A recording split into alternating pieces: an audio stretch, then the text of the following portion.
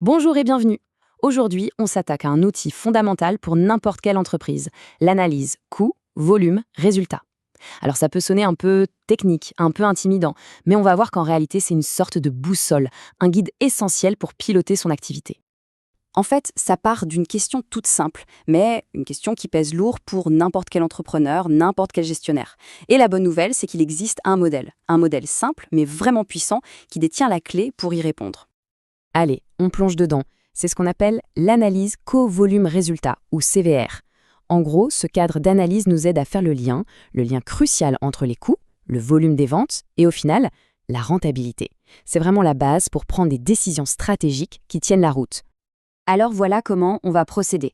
On va d'abord s'intéresser au puzzle de la rentabilité, puis on va décrypter le code des coûts. Ensuite, on verra ce qui est le véritable moteur de profit de l'entreprise. Ça nous amènera au fameux point de bascule, le seuil de rentabilité. Après ça, on verra comment prendre des décisions plus intelligentes et on terminera en voyant comment le CVR peut servir de boussole stratégique. C'est une feuille de route assez logique, on va tout déconstruire pas à pas.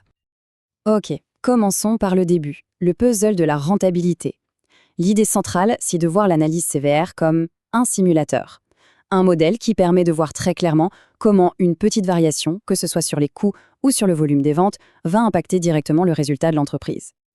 Mais bon, pour que ce simulateur soit fiable, il y a une première étape absolument cruciale. Il faut décrypter le code des coûts. Le CVR nous force, en quelque sorte, à classer tous les coûts de l'entreprise en deux grandes familles. Et c'est vraiment là que tout le raisonnement commence. On a d'un côté les coûts fixes, qu'on appelle aussi les coûts de structure. Eux, ils ne bougent pas, peu importe qu'on produise beaucoup ou pas du tout. Et de l'autre, les coûts variables ou opérationnels, qui, comme leur nom l'indique, varient en fonction du volume. C'est une distinction qui peut paraître simple, mais elle est fondamentale. C'est la pierre angulaire de toute l'analyse. Pour que ce soit plus concret, regardons quelques exemples. Dans les coûts fixes, on va trouver des choses comme le loyer, les assurances, les salaires des administratifs, bref, tout ce qu'il faut payer pour que la boutique soit ouverte, même si on ne vend rien. Et puis, dans les coûts variables, on a les matières premières, l'emballage, les commissions des vendeurs, des coûts qui sont directement liés à chaque produit vendu.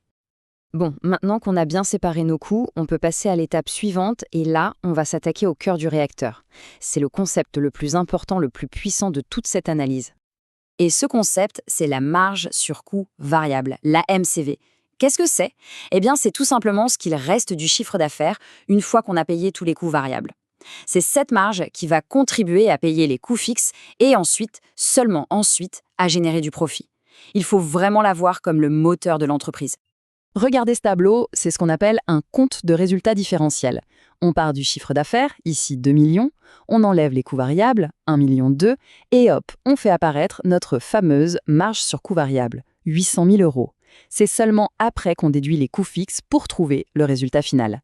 Cette présentation, elle change tout, car elle isole le vrai carburant généré par les ventes. Et ce qui est encore plus parlant, c'est ce pourcentage, 40%. C'est le taux de marge sur coût variable. Qu'est-ce que ça veut dire concrètement? Ça veut dire que pour chaque euro de chiffre d'affaires qui rentre, il y a 40 centimes qui sont réellement disponibles. Disponibles pourquoi? D'abord pour payer les charges fixes, et une fois que c'est fait, eh bien tout le reste, c'est du bénéfice net. Ok, donc on a ce moteur de profit.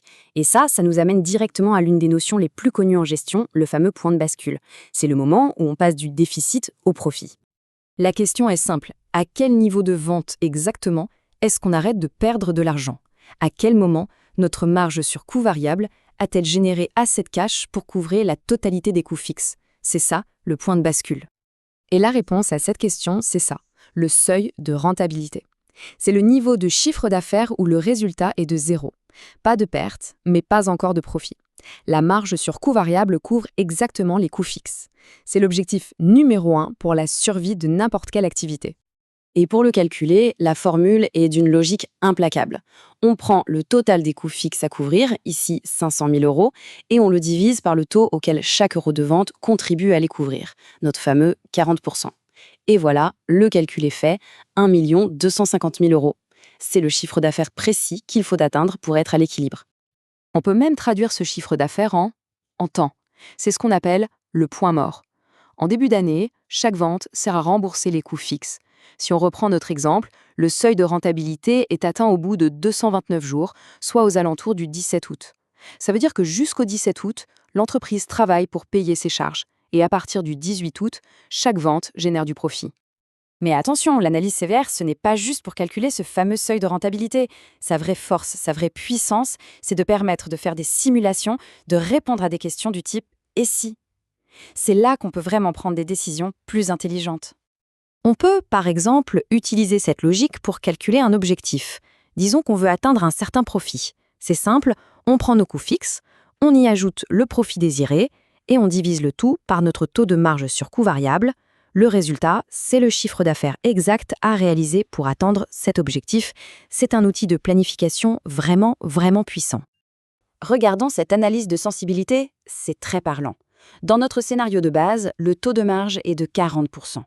Maintenant, imaginons que nos coûts variables augmentent de 10%, juste 10%. Eh bien, regardez l'impact. Le taux de marge chute à 34%, le seuil de rentabilité grimpe de plus de 200 000 € et le résultat final, pour le même chiffre d'affaires, est amputé de 120 000 €. C'est un véritable tableau de bord pour mesurer l'impact de chaque risque.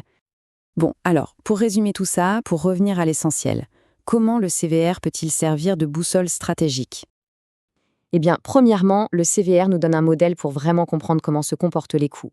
Ensuite, il met en lumière la marge sur coût variable, qui est le vrai moteur de la rentabilité.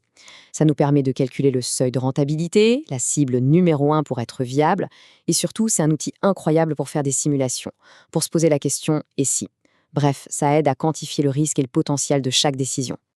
Alors bien sûr, il faut rester lucide. La puissance du CVR vient de sa simplicité, mais ça veut aussi dire qu'il repose sur des hypothèses. On suppose que les coûts sont linéaires, que le mix des produits vendus ne change pas. C'est un modèle, ce n'est pas une photo parfaite de la réalité. Mais sa plus grande valeur, c'est peut-être de fournir une base de discussion commune, chiffrée, pour aligner tout le monde sur une même stratégie.